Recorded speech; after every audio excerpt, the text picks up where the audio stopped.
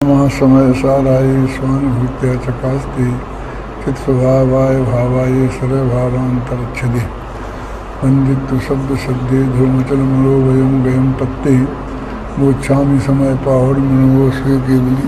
तो 70वीं गाथा में ये बात कही थी कि आत्मा के बंध का कारण क्या है। तो कहते ज्ञान गुण बंध का कारण, ज्ञान दर्शन गुण बंध का कारण है। क्या बात कर रहे हो? ज्ञान दर्शन गुण कभी बंध के कारण हो सकते हैं? नहीं तो आत्मा का स्वभाव है। तो फिर 71वीं गाथा में कहा ज्ञान गुण का जघन्य परिणमन बंध का कारण है। तो फिर प्रश्न खड़ा हुआ कि जघन्य परिणमन हो तो अभी वो बंध का कारण कैसे हो सकता है। तो उसकी 172वीं गाथा में कहा कि जघन्य ज्ञान गुण के जघन्य परिणमन के साथ राग अनिवार्य रूप से होता है और वो राग बंध का कारण है। और उसके वजह से ज्ञान गुण के जघन्य परिणमन को बंध का कारण कहा और ज्ञान गुण का जघन्य परिणमन को बंध का कारण कहा। तो वो जिस गुण की पर्याय है उस गुण को बंध का कारण कहा। माने ऐसा क्रम है। ज्ञान गुण बंध का कारण है, ज्ञान गुण का जघन्य परिणमन बंध का कारण है और ज्ञान गुण के जघन्य परिणमन के साथ राग अनिवार्य रूप से होता है। इसलिए वास्तव में तो वो अनिवार्य रूप से होने वाला वो राग भाव है, वो बंध का कारण है। लेकिन चूंकि उसके साथ में ज्ञान गुण का जघन्य परिणमन होगा। ज्ञान गुण का जघन्य परिणमन क्या कि जब तक आत्मा पूर्ण वीतरागी नहीं होगा तब तक केवल ज्ञान नहीं होगा। तो पूर्ण वीतरागी नहीं होगा तो राग होगा और जघन्य परिणमन माने केवल ज्ञान नहीं है, माने सूक्ष्म ज्ञान है ना। तो कहते ज्ञान गुण का जघन्य परिणमन और रागादिक का होना, इनमें अन्वय व्यतिरेक है, दोनों एक साथ होते हैं। तो इसका मतलब रागी को बंध होता है राग के कारण, लेकिन वो उसके सूक्ष्म ज्ञान होगा क्योंकि वीतरागी के छाय ज्ञान वाले वीतरागी ही होते हैं। इसलिए वीतराग तो 12वें गुणस्थान में है। हाँ, 12वें गुणस्थान में है ना, और 13वें गुणस्थान में केवल ज्ञान। ये कौन से गुणस्थान का मानना है? ये तो चौथे से लेकर चौथे से पहले से। क्यों कि सूक्ष्म ज्ञान से मतलब है। बस सूक्ष्म ज्ञान जब तक है और जब तक मोह राग द्वेष हैं तब तक इसकी अपेक्षा से ये कथन है। अब ये प्रश्न खड़ा होता है कि ऐसी अपेक्षा लगाने से लाभ क्या? ये अपेक्षा से क्या फायदा कि ज्ञान गुण को बंध का कारण कह रहे आप। और प्राण में खड़ा हो गया तो फिर आप कहने लगे नहीं वो तो जघन्य परिणमन की बात थी, फिर कहने लगे राग की बात थी। तो पहले से राग ही को कहते हैं ना। तो वही कहते हैं कि देखो बंध आत्मा की पर्याय है। बंध नामक में जो कार्य है वो आत्मा की पर्याय है। जैसे रागादिक हैं जो आत्मा के चारित्र गुण की विकारी पर्याय है और मिथ्यात्व और श्रद्धा गुण की विकारी पर्याय है। तो दो ही गुण बंध में निमित्त बनते हैं। अनंत गुण जो आत्मा में है वो कोई बंध में निमित्त नहीं बनता। और एक ज्ञानावरणादि जो 8 कर्म हैं उनमें 7 कर्म बंध में निमित्त नहीं है। यानी 7 कर्म के उदय से जो भी अवस्था हमें प्राप्त होगी उससे बंध नहीं होगा। आगम यानी वो बांझ ही मरते हैं, उनके संतान पैदा नहीं होती। ज्ञानावरण कर्म के वजह से जो हमको अज्ञान होता है उसकी वजह से बंध नहीं होता। क्योंकि संबंध भद्र ने लिखा है कि अज्ञानाच्य ध्रुव बंधो ज्ञानंतान न केवली।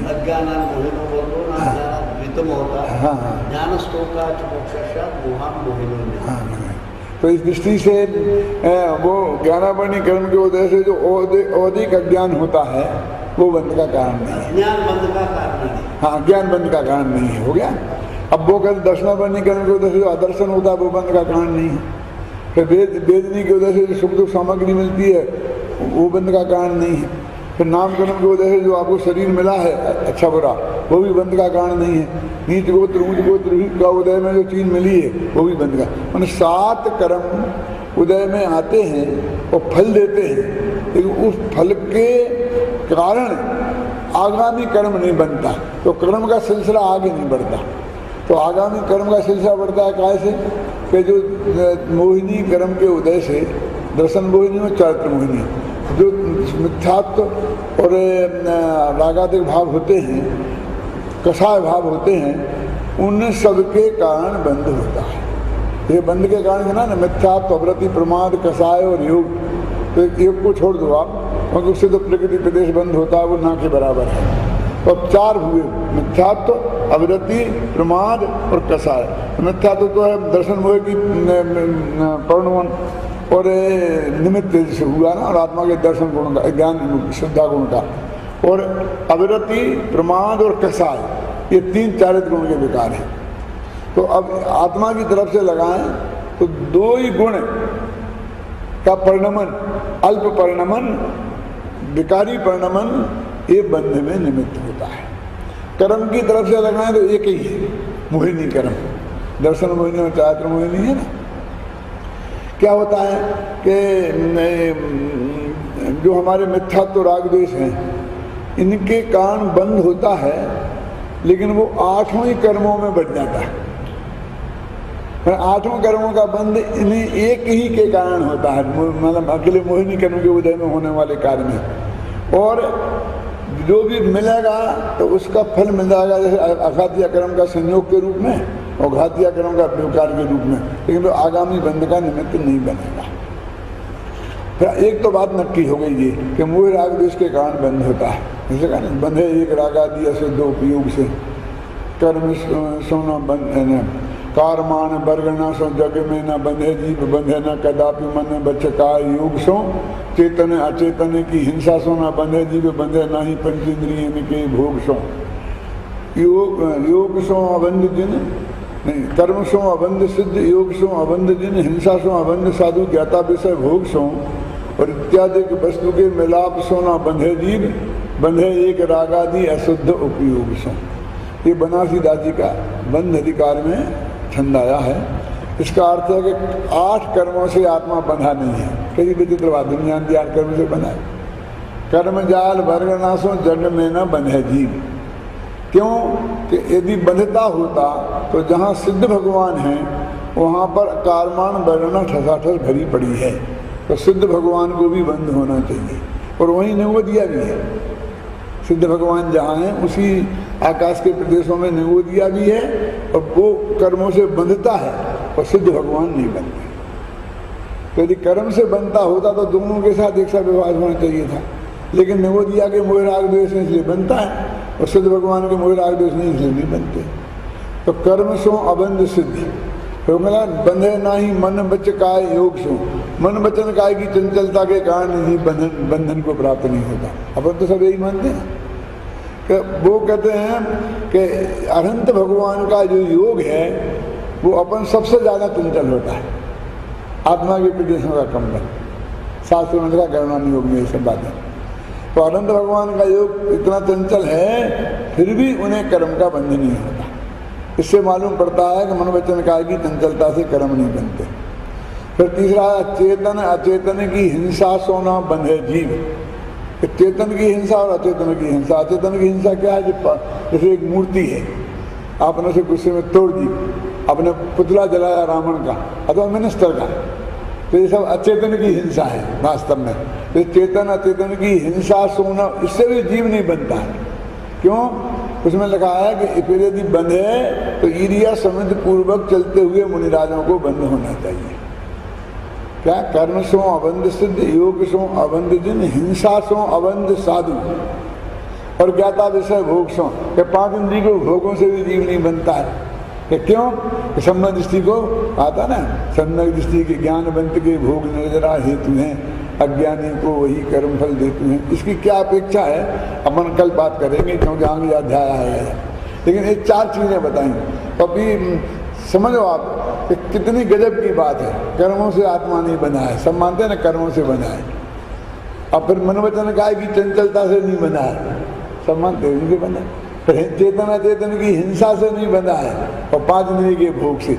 और सारा जगत, हम भी उसमें शामिल हैं, इन 4 चीजों से ही बंध मानता है। एक पॉइंट। अब दूसरा, हमारी जो प्रक्रिया चल रही है आज मैं किसी व्यक्ति पर आक्षेप नहीं लगा रहा हूँ कि सबसे पहले योगा करो, योगा तो तुम्हारा कर्म का नाश हो जाएगा। तो वो योग तो 5वां कारण है। मिथ्यात्व, अवृत्ति, प्रमाद, कषाय और योग। शास्त्र में ऐसा नियम है। तो प्रमाद को माना ही नहीं। एक सेकंड में नहीं, हाँ हाँ, प्रमाद को माना नहीं, चार ही माने, वो तो उसमें कषाय में गर्भित हो गया। अब ये कहते सुनो कि योग पहले मिथ्यात्व तो सबसे पहले जाता है पहले गुणस्थान में, फिर निकलेगा तो मिथ्यात्व तो गया, फिर अवृत्ति 5वें गुणस्थान में जाती है, शुरू होती है जाना। फिर प्रमाद जो है ना 6वें गुणस्थान तक रहता है, 7वें में जाता है। फिर कषाय 10वें गुणस्थान तक रहती है, उसके आगे जाती है। और फिर योग 13वें गुणस्थान तक रहता है, अंतिम समय तक, सबसे अंतिम समय तक 14वें गुणस्थान के पहले वो योग रहता है। तो जो चीज अरहंत भगवान के भी है, हम पहले सबसे उसे काबू में करने की बात करते हैं। इसका एक नियम है कि छूटने का, कि पहले मिथ्यात्व छूटेगा तो 4था गुणस्थान होगा, फिर अवृत्ति छूटेगी तो 5वां 6वां होगा, फिर प्रमाद छूटेगा तो 7वां होगा, फिर कषाय छूटेगी तो 10वां 11वां 12वां होगा, और फिर योग का निरोध होगा तो 14वां गुणस्थान होगा। तो इनमें एक क्रम है। तो हमारा क्रम तो क्या होना चाहिए? पहले हमें मिथ्यात्व को छोड़ना चाहिए, फिर आवृत्ति को छोड़ना चाहिए, फिर प्रमाद को छोड़ना चाहिए, फिर कषाय को छोड़ना चाहिए, और योग का नंबर सबसे बाद में आता है। योग निरोध तो अनंत भगवान करेंगे, अनंत भगवान भी करेंगे, नहीं होगा। 110वें हाँ, 110वीं तेषु पुनोरिमो वडिगो वेगो तेरसवियपो मिथ्यादित्य जाओ संयोगी चरमं।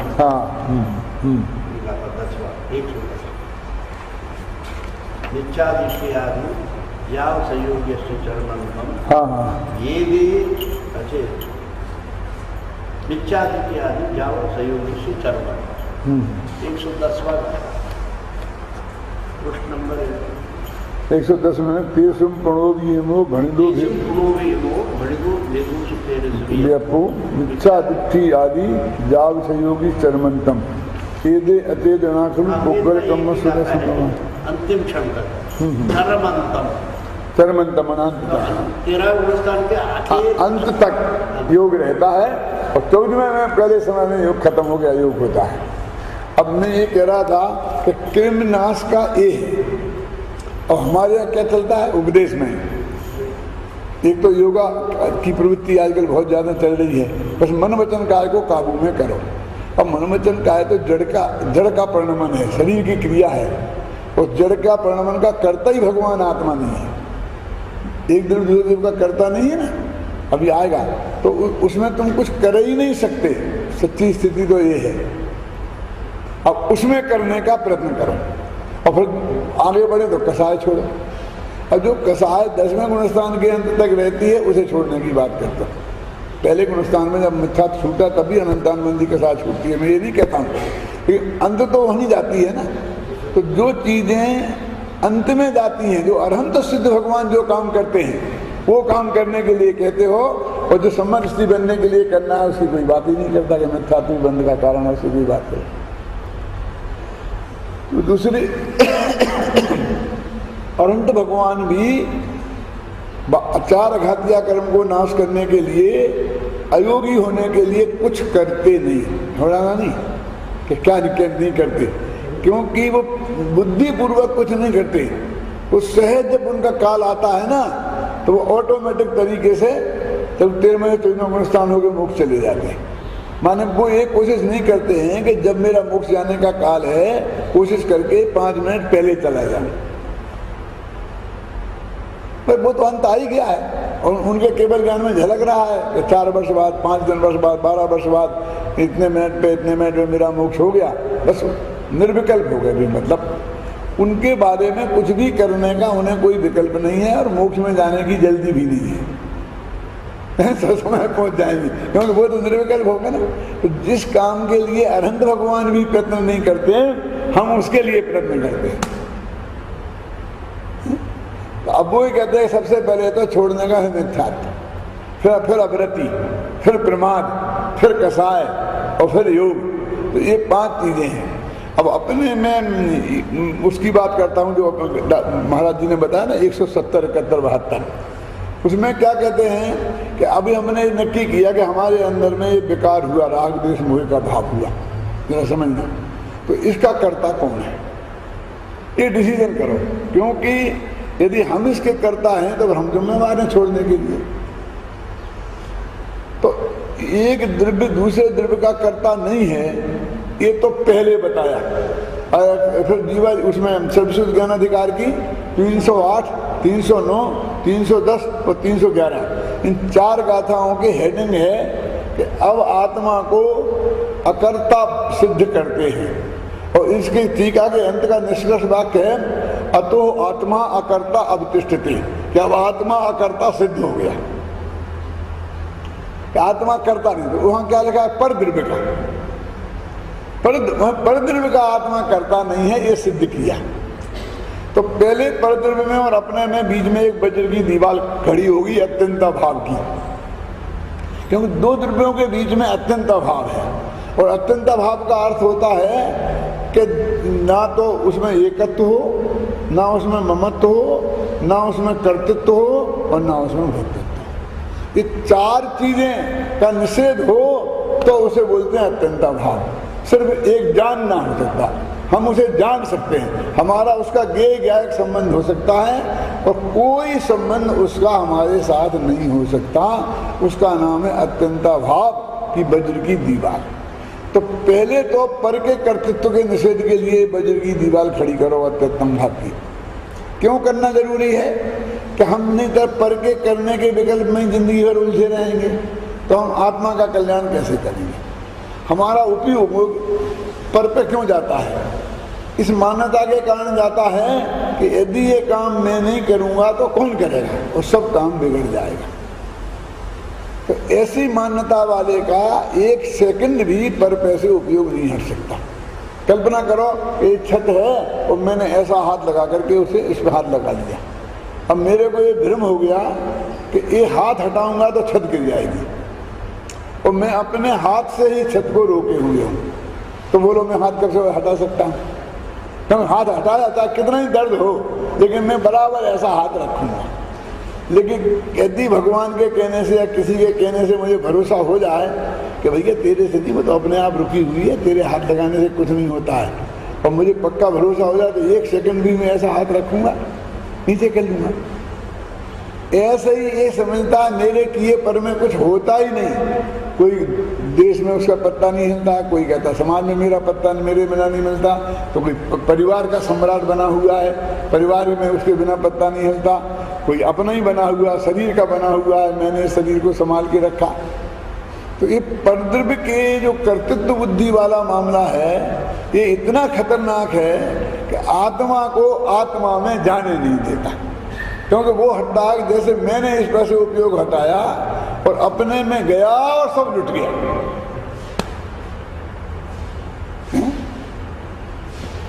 मैं एक बात और कहता हूँ, बहुत मार्मिक है कि अपना एक रूमाल खो जाता है, एक पेन खो जाता है, तो अपन को कितना दुख होता है उससे आप अंदाज लगाना। कहीं बहुत अच्छा पेन था, 100 रुपये में आया था, किसी मित्र ने मुझे भेंट में दिया था, मैं ऐसा कभी खरीद तो सकता ही नहीं था, तो बहुत दुख होता है। अब आप समझ लीजिए कि एक पेन के खोने से आपको जितना दुख हुआ। अब मरण क्या चीज है कि दुनिया में जितने भी संयोग मुझे को मिले हैं उन सबका एक साथ छूट जाना, उसका नाम मरण है ना। तो एक पेन के खोने से इतना दुख हो रहा है, तो सारे संयोग छूटेंगे, तेरे को एक कल्पना हो जाए तो उस मरण से तू कितना घबराएगा। और जब यदि एक पेन के खोने से तेरे को दुख नहीं होता है तो समझ रहे दुनिया जाए तो जाए, रहे तो रहा, मुझे क्या है, कहीं भी रहे, संयोग तो संयोग में है, मुझे तो कोई लेना देना नहीं है। तो मृत्यु के समाधिमरण हो जाएगा तेरा, समाधि इसके बिना नहीं हो सकती।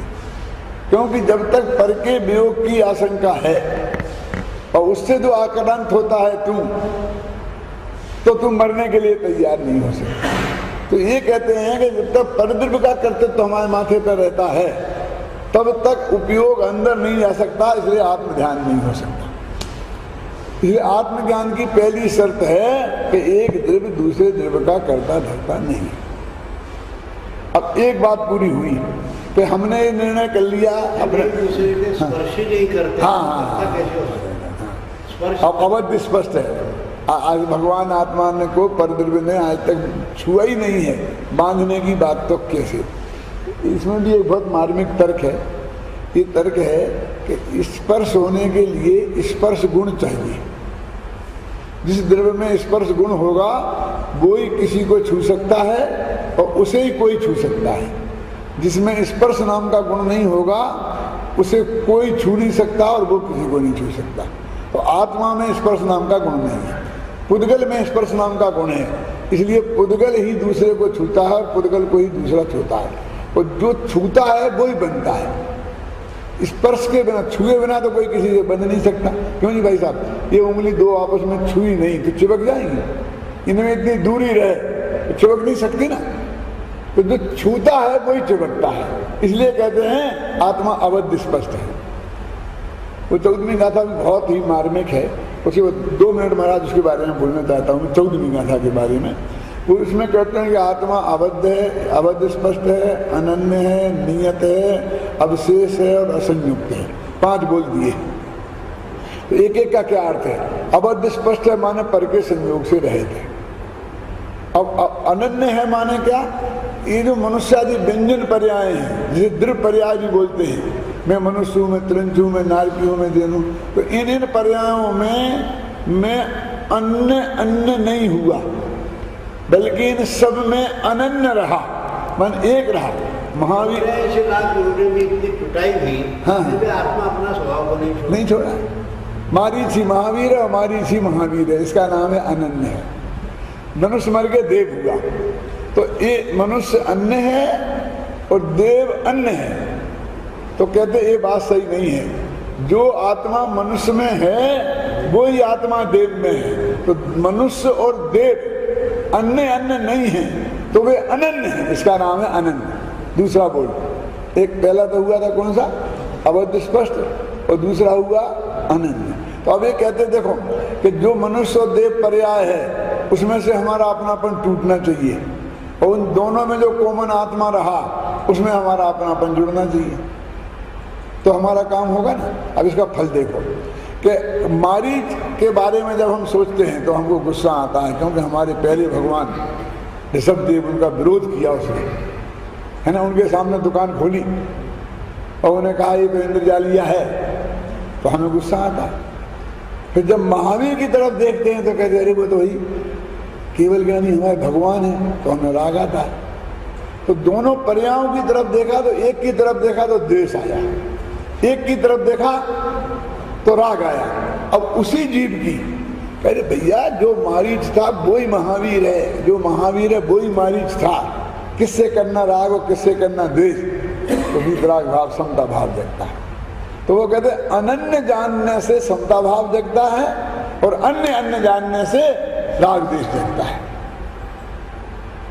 ना।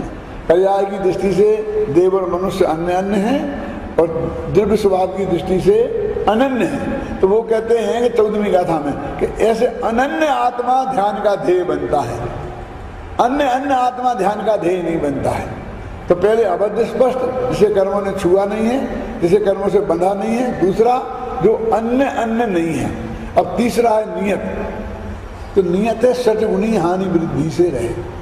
अब देखो ये बहुत मार्मिक बात है, केवली भगवान ने देखा है एक षटगुणी हानि वृद्धि अपने अंदर निरंतर होती रहती है। अब वो कहते हैं कि वो आत्मा का चंचल परिणाम है, तो घटना बढ़ना वाला परिणाम है ना। असंख्यात गुणी वृद्धि, अनंत गुणी वृद्धि, असंख्यात गुणी हानि, असंख्यात गुणी हानि। तो वो चंचल परिणाम के आश्रय से ध्यान नहीं होता। तो वो कहते असंख्य क्या नाम षटगुणी हानि वृद्धि से रह आत्मा कभी नहीं होगा। फिर भी तुम्हें आत्मा का ध्यान करना है तो उसे दृष्टि में से हटाना पड़ेगा। तो ये तो सामान्य हो गए ना सभी। हाँ। हाँ, सभी में है छह। हाँ, तो ये जो 6-5 बोल है ना बता रहा हूँ मैं, वो उसके निषेध के लिए है, ये अनन्य के निषेध के लिए है। तो हम अबद्ध स्पष्ट, अनन्य, नियत और अवशेष। अवशेष है गुण भेद के निषेध के लिए। आत्मा में ज्ञान है, दर्शन है, चारित्र्य, इनके असंख्य पिंड तो है लेकिन भेद नहीं है। तो अवशेष माने गुण भेद, और असंयुक्त माने पर के निषेध के लिए, मतलब राग के निषेध के लिए।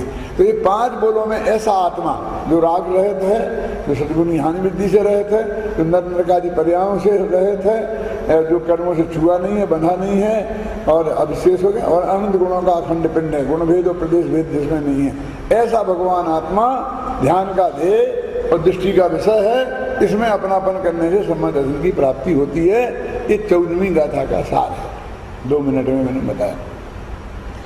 अभी यहाँ बात चल रही थी अपनी कि बंध के कारण 4 अथवा 5, कुंड कुंड कहते 4 हैं, चौरो बंध निमित्ता, 4 कारण है। मिथ्यात्व, अविरति, हाँ थर्ड क्लास, अब प्रमाद थर्ड क्लास है, और कसाय में ही शामिल है ना, मन कसाय का ही भेद है ना। संजोलन कसाय का तीव्र हृदय, उसका नाम प्रमत्त गुणस्थान, और संजोलन कसाय का मंद हृदय, उसका नाम अप्रमत्त गुणस्थान। ये है। तो इसलिए वो ये 4 कहते हैं, उमा स्वामी 5 कहते हैं, उसमें कोई झगड़ा नहीं है। अब ये क्रम कौन सा है? कर्म सो अबंध सिद्ध, योग सो अबंध जिन, हिंसा सो अबंध साधु, ज्ञाता विषय भोग सो। इसलिए न कर्म से आत्मा बना है, न मन वचन काय से आत्मा बना है, न चेतन अचेतन की हिंसा से बना है, न 5 इंद्रिय के भोग से बना है। तो फिर काय से बना है? कि बना एक रागादि शुद्ध उपयोग से। मिथ्यात्व सहित जो राग देश के परिणाम हैं, उनके कारण ही आत्मा बंधा है। तो हमको क्या करना चाहिए कि सबसे पहले मिथ्यात्व का अभाव, और फिर कसाय का राग देश, राग आदि शुद्ध उपयोग। राग देश में कसाय 25 आ गई, क्योंकि 13 कसाएं राग रूप हैं और 12 कसाएं द्वेष रूप हैं। 4 प्रकार का क्रोध, 4 प्रकार का मान, ये द्वेष रूप है। 4 प्रकार की माया, 4 प्रकार का लोभ, ये राग रूप है। फिर हास्य, रति, शोक, हास्य, रति, स्त्री भेद, पुरुष भेद और नपुंसक भेद, ये 5 कसाएं राग रूप हैं। फिर शोक, भय, जुगुप्सा और अरति, ये कसाएं द्वेष रूप हैं। तो इस तरह से मिलाकर 25 कसाएं कह लो, चाहे राग द्वेष कह लो, एक ही बात है। भेद करके कहो तो 25 कसाएं, और ये कहो तो राग कर। अभी जो एक बात चलती है आपने सुनी होगी कि साहब शास्त्र में कसाय बंध का कारण लिखी है मिथ्यात्व में। एक सेकंड बस, क्यों, कहाँ लिखा है? कि तत्वार सूत्र में सकसायत्वात्, कसाय के कारण बंध होता है, ऐसा लिखा है। और फिर कहते हैं कि उनने भी लिखा है तोडमल जी ने कि यदि बंद नहीं करना है तो कसाय मत करो। ये 2 उदाहरण देकर के ये बात कही जाती है कि कसाय बंद का कारण है मिथ्यात्व। वस्तु स्थिति क्या है कि वहाँ कसाय शब्द माने अकेला कसाय नहीं है, तो क्या है? मिथ्यात्व, अविरति, प्रमाद और कसाय, इन 4 के ग्रुप का नाम कसाय है। कसायन वो कसाय, लोभान वो लोभ। ये शौच धर्म में अकेला लोभ नहीं है, क्रोध, मान, माया, लोभ, 25 कसायों का अभाव, उसका नाम शौच धर्म है। क्योंकि अकेला लोभ ही आत्मा को पवित्र नहीं करता है, सब कसाएं आत्मा को पवित्र करती हैं। तो लोभांत कसाय, तो ऐसा अर्थ है। भले ही उन्होंने एक से कसाय कहा, तो वो चूंकि अंत में खत्म होती ना, तो पहले गुणस्थान से लेकर जहाँ तक कसाय है उतने सारे भाव लेना है उसका अर्थ में हैं। अकेला उन्होंने योग को छोड़ दिया, सीधी सच्ची बात है, क्योंकि उसमें बंध नहीं होता, आश्रय होता है ना, तो एक समय का होता है और उसमें स्थिति अनुभाग नहीं पड़ता है, तो आया और फिर गया, तो उसे बंध हाँ कर्म होगा। तो इसलिए अब ये जो 4 भेद हैं, कौन? मिथ्यात्व, अविरति और कसाय, और योग को छोड़ दो, 3 ही रह गया, प्रमाद को नहीं गिनो तो ये 3 में हमारा प्रयत्न होना चाहिए। अगर 3 का हमें अभाव करना है तो इनमें क्रम कैसा होना चाहिए मेरे जी? पहले मिथ्यात्व अभाव, फिर कसाय का अभाव, और फिर अविरति का अभाव, और फिर कसाय का अभाव। ये 3 एक क्रम है। और हम कहाँ से शुरू करते हैं? तो चौथा तो इसका नंबर ही नहीं है। योगा से शुरू करते हैं, फिर कसाय मत करो, फिर कहते हैं व्रत ले लो कि समझ में तो होगा तो जब हो जाएगा, मिथ्यात्व करने की जरूरत ही नहीं, ऑटोमेटिक हो जाएगा। यानी जो बिल्कुल हमने क्रम को उल्टा कर दिया। हमारे कहने से उल्टा होता तो है नहीं। ये नारियल के अंदर जो सफ़ेद गोला है, उसके ऊपर लाल लाल एक काचली है, उसके ऊपर एक वो कठोर खोपड़ी है, और खोपड़ी के ऊपर जटा है। मतलब 4 चीज़ों के अंदर है वो सफ़ेद गोला। अब क्यों जी ये संभव है कि हम जटा तो निकालें नहीं और खोपड़ा खोल दें?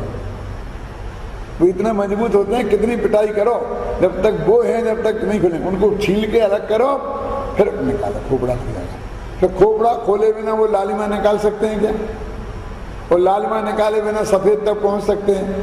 तो इन तीनों को निकालने का एक क्रम है कि पहले लालिमा निकाल दें, फिर खोपड़ा खोल दें, फिर बाद में जटा उतार देंगे। ऐसा नहीं चलेगा। मिथ्यात्व है जटा, अवरति है वो बीच की कठोर वो समझे ना, और कसाय है वो लाल लाल लाल रंग कसाय का होता ही है। कसाय तो बोलते हैं, उसे कसाय रंग बोलते हैं। और उसके अंदर में त्रिकाली ध्रुव भगवान आत्मा सफेद गोले जैसा, नारियल का गोले जैसा है। तो ये क्रम है। मेरे कहने का मतलब आज क्रम का भंग हो रहा है, और भंग इसलिए हो रहा है कि वो जब मिथ्यात्व को बंद का कारण नहीं मानेंगे तो उसकी बात ही करने की जरूरत नहीं रहेगी। लेकिन वास्तव में सुधार तो यहाँ से शुरू होता है। अभी इतने बात चल रही थी ज्ञान दर्शन गुण बंध का कारण है, अपन इसकी चर्चा कर रहे हैं। अब थोड़ा थोड़ा करें। वो कहते हैं कि पर द्रव्य की तो दीवार खींच दी अपन ने, एक द्रव्य दूसरे द्रव्य का कर्ता नहीं है, तो राग का कर्ता कौन है? ये समस्या हो गई खड़ी। अब राग का कर्ता परद्रव्य तो है नहीं, तो फिर राग पैदा हो रहा है, तो कार्य हो रहा है, तो कोई ना कोई कर्ता तो अवश्य होगा ही। तो समस्या खड़ी होती है, फिर वो आत्मा ही बचा। परद्रव्य कर्ता नहीं है, तो हमारे अंदर में जो राग देश हो रहे हैं उसका कर्ता आत्मा ही होगा। तो यहाँ तक कहा कि द्रव्य ज्ञान भाव ज्ञानी करे, अज्ञानी अज्ञान द्रव्य कर्म पुद्गल करे। तो अज्ञानी अज्ञान भाव है राग, इसलिए अज्ञानी आत्मा करता है और पुद्गल करता है द्रव्य कर्म का, और ज्ञानी आत्मा ज्ञान भाव का करता है। ज्ञान भाव का करता है क्या? जरा थोड़ी बारीक बात है। वो ये कहते हैं कि ज्ञानी के भी राग होता देखा जाता है। चौथे गुणस्थान से लेकर और 12वें गुणस्थान तक वो ज्ञानी तो है, अंतरात्मा जिसे अपन बोलते हैं, और उसे राग द्वेष भाव भी होते हैं। अब इतना अधिक होते हैं कि भरत चक्रवर्ती 96,000 शादियाँ करता है, और पैसे से भी महाराज जी इतना राग है कि सग्गे भाई, बाहुबली तो सौतेले थे, उनसे क्या बात करना। सग्गे भाई जो माँ जाए भाई थे, ऋषभसेन जो पहले गंधर बने, उनसे कहते भाई साहब कि सारा राज मुझे कुछ चाहिए। कि पिताजी देके गए थे, हम पिताजी के पास जाते कि जहाँ जाना हो जाओ, लेकिन राज्य मेरे को देना पड़ेगा, मेरे अधीन काम करना पड़ेगा। क्यों? देखे आदिनाथ के पास, उन्होंने तो कुछ किया कहा नहीं, तो दीक्षा ले रहे तो जाओ, लेकिन मुझे राग चाहिए, इतना पैसे से राग। मतलब बचाव करने से काम नहीं चलेगा, नियोग था, ऐसा था, लेकिन राग के बिना नहीं हुआ वो काम। तो इतना पैसे से राग, इतना शादियाँ करने का राग है ना। फिर हम कहते भरत जी गरीब में बैरागी, तो शास्त्रों में आता कि हम अपनी तरफ से थोड़ी कहते है ना। भरत का चरित्र बहुत गजब का है। तो महाराज ने भरत की मूर्ति विराजमान की, मुझे बहुत आनंद होता है। महाराज जी मैंने बहुत दिनों से सोच रखा है कि मैं एक भरत के चरित्र पे उपन्यास लिखूं, लेकिन समय नहीं मिलता है। मैंने बहुत सोचा है उसमें 2 मर्यादाएं हैं कि एक सम्यक दृष्टि जो जीव है, छायक सम्यक दृष्टि, उसके वो चौथे गुणस्थान में रहते हुए कितनी अपर लेवल का बैराग हो सकता है और कितने हीन दर्जे का राग हो सकता है। एक बात बताया जाता है, वो भरत चक्रवर्ती को राग हुआ, छायक शब्द, हाँ, तो चारित्रमणि कर्म का उदय भाई से जो हुआ, या दर्शन का तो है ही नहीं है, चारित्र मोहिनी का है। यही मैं जो कहता हूँ, मेरा विचार क्या है कि चारित्र मोहिनी कर्म के उदय से जो राग होता है, उसकी उत्कृष्टतम क्वालिटी क्या हो सकती है और निम्नतम क्वालिटी क्या हो सकती है। चौथे गुणस्थान में उन दोनों को स्पर्श करते हुए मैं उस कथानक पर लिखना चाहता हूँ, लेकिन समय नहीं मिलता है, इसलिए वो काम हो नहीं पाता है। तभी मैं बात क्या कर रहा था कि वो जो भरत की बात की थी ना, मैं ज्ञान गुण से बंध का कारण है, मुद्दे की बात वो है। तो कहते ज्ञान, वो कहते पर द्रव्य को तो बंध का कारण कह नहीं सकते, क्योंकि एक द्रव्य दूसरे द्रव्य का करता नहीं है।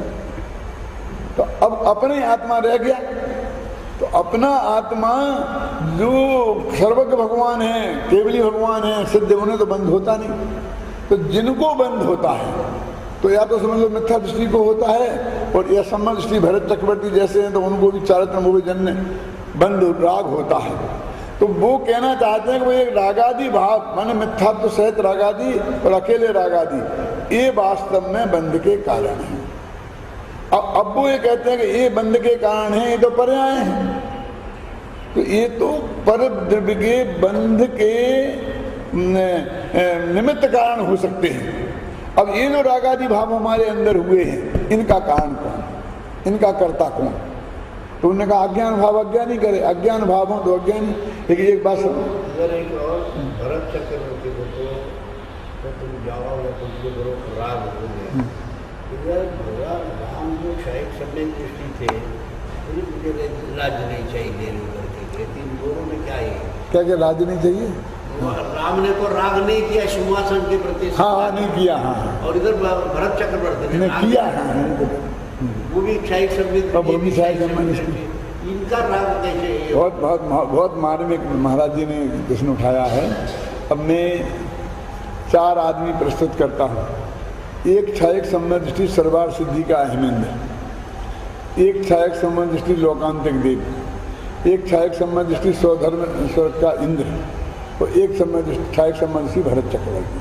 तो 4 क्षयिक संबंध दृष्टियों को मैं आपके सामने प्रस्तुत करता हूँ और उनके संयोगी भावों में कितना फर्क है।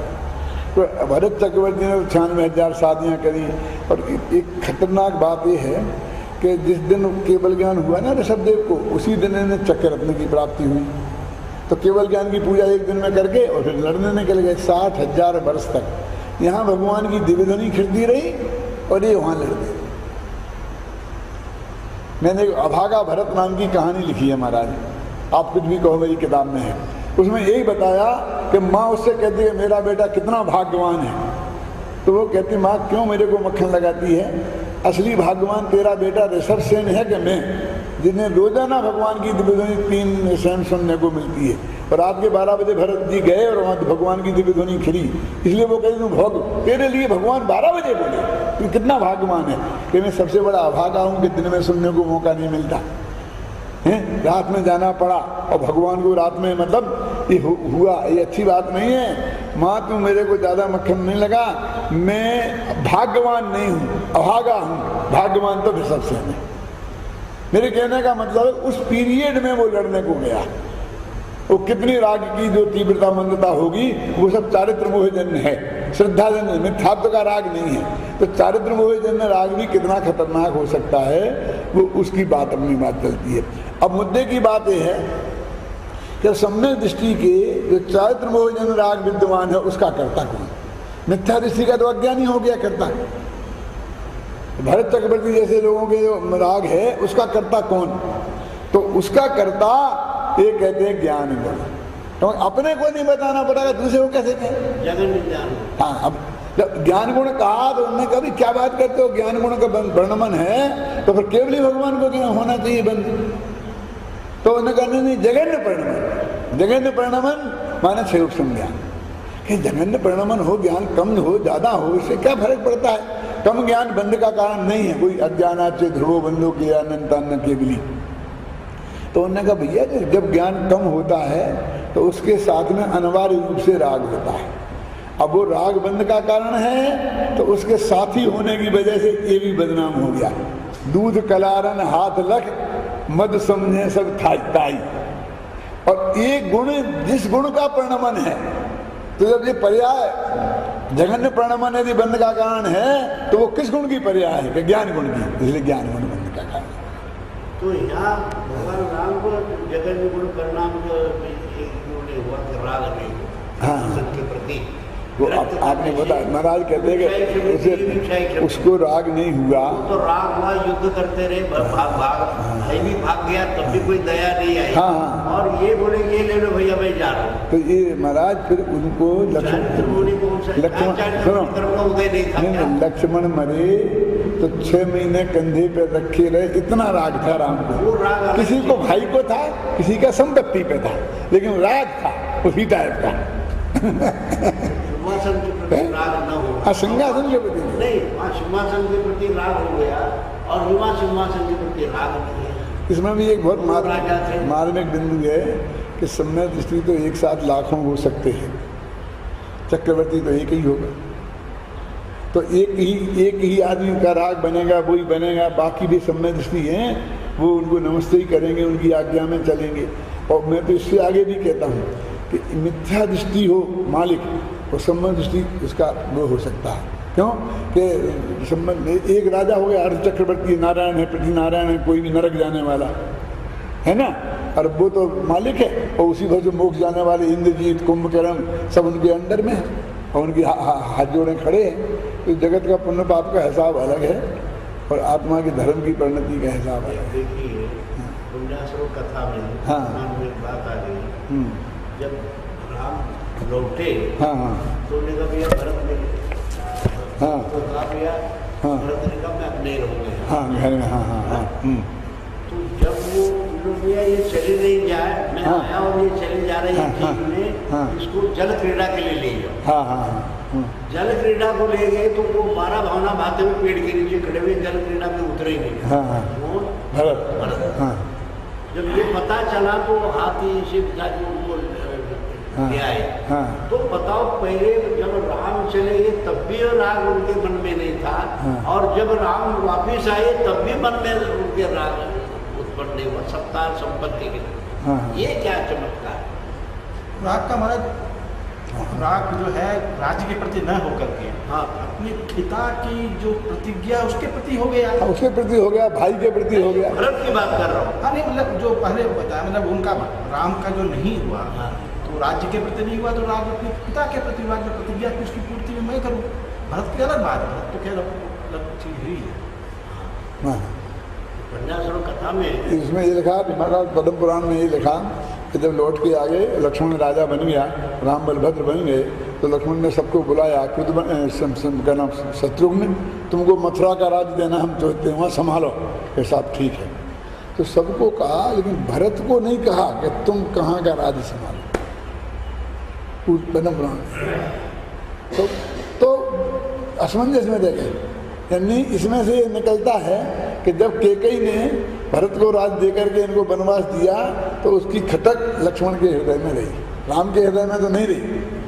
तो जब वे लौट के 3 खंड के मालिक बन गए, तो अब तो सारा जो 3 खंड का राज्य है वो उनके अंदर हो गया, और बाकी सब मुकुटबद्ध राजा होंगे 16,000। तो न हर एक को राजमान, विभीषण को भी लंका का राज दे दिया कि तुम लंका संभालो, ख्याल में है ना। लेकिन भरत को नहीं कहा। विभीषण ने भी तो कहा कि भैया आप अपना लंका भी संभालो। हाँ, वो कहा, वो तो है ना। लेकिन तब इसमें इसलिए कहता हूँ कि भरत के पास दूसरा दीक्षा लेने के अलावा दूसरा कोई रास्ता ही नहीं था। बिल्कुल साधारण से बन के रह जाते तो ये संभव नहीं था, ख्याल में है ना। और उससे उन्हें वैराग्य भी हुआ कि देखो जगत का स्वरूप क्या है। मतलब एक बिंदु है, परिणामों की विचित्रता तो है ही है, इसमें कोई शक नहीं है। हाँ, हो गया 51, 3 एग्जाम 10 मिनट, 4 में 10 मिनट। हाँ, बहुत अच्छा। हाँ, हमारा राम से उस राज्य को देने की प्रार्थना, और फिर राम ने उस राज्य को वापस दिया। इसलिए राग होना तो मैं समझता हूँ कि इससे में शायद नहीं, क्योंकि उन्होंने तो राज्य जो प्राप्त किया था उसे ढूंढा था। वाल्मीकि रामायण में तो क्या कह रहे कि वाल्मीकि रामायण में उन्हें राज दे दिया, दशरथ ने राज तिलक कर दिया। और जब कैकेयी ने बाद में मांगा राज्य भरत को देने के लिए, तो दशरथ जी ने रामचंद्र जी से वो वापस कहा, राम हाकई तुम मुझे राज्य दे दो, क्योंकि मैं दूं क्या, मेरे पास है नहीं, तो राम के पास चला गया। तो राम ने उन्हें वापस दे दिया, और फिर उनने दशरथ को दिया। लेख तो यही है कि राम ने पहले उसे स्वीकार कर लिया था, और इसके बाद फिर उसे वापस और मानता है।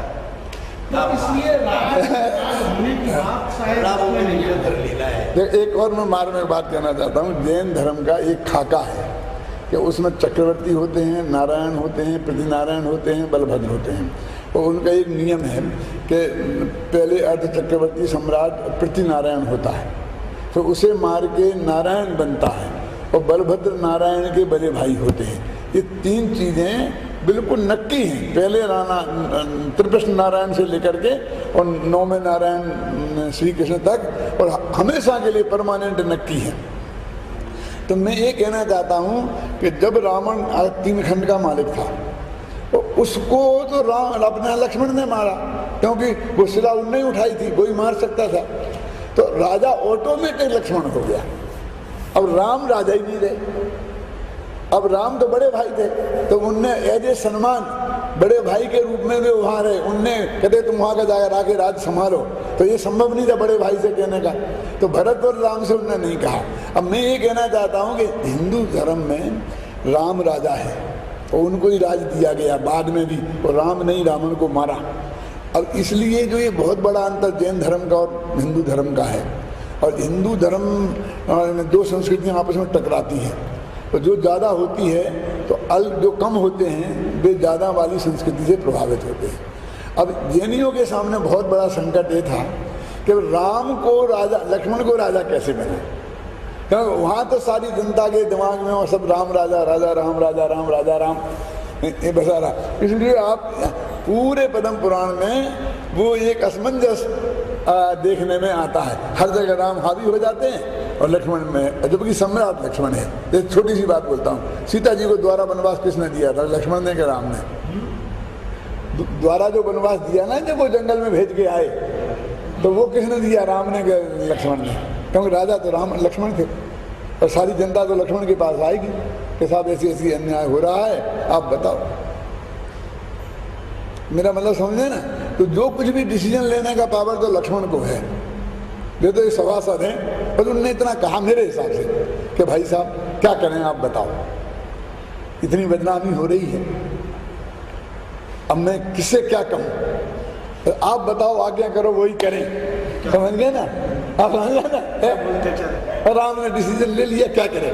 तो वो एक्चुअल आज्ञा तो लक्ष्मण ही की थी, डिसीजन तो लक्ष्मण। बात वाल्मीकि में आ गया, जब भगवान राम ने आज्ञा दे दी कि सीता को ये करो, प्रधान सेना में, तो लक्ष्मण ने विरोध कर दिया। हाँ, कि भाई साहब अभी तो 14 साल हो के वनवास में आई है, तुम्हारा ये क्या करें? विरोध दर्शाया। तब भगवान राम ने वाल्मीकि इसमें लिखा है, देख लेना भरत, अपने लक्ष्मण, मैं राज्य ने प्राण छोड़ सकता हूँ पर अपवाद से लेके मैं मरूंगा। हाँ, अब बात लेके नहीं मरूंगा। ये राज्य ने प्राण नहीं छोड़ सकता पर अपवाद लेके, तब लक्ष्मण पीछे हट गए, वनवास हो। महाराज, मैंने एक पश्चाताप नामक खंड काव्य लिखा था 20 वर्ष की उम्र में, और आज भी मेरे पास वो पड़ा हुआ है।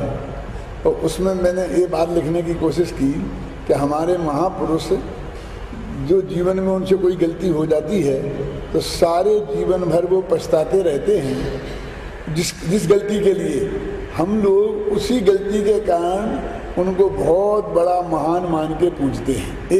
इसका सेंट्रल आइडिया ये है। और उस पश्चाताप इसलिए है कि राम ने जब सीता की अग्नि परीक्षा हो गई और सीता से कहा कि अब तुम चलो घर में अपना अच्छी तरह रहेंगे प्रेम से, तो उन्होंने कहा भी मैंने दुनिया बहुत देख ली, अब तो मैं बस एक दफ़े में ससुर जी ने मुझे वन में भेजा था तब भी मैंने वो तकलीफ उठाई, फिर पति ने भेजा तब भी तकलीफ उठाई, अब मैं स्वयं जाऊंगी वन में।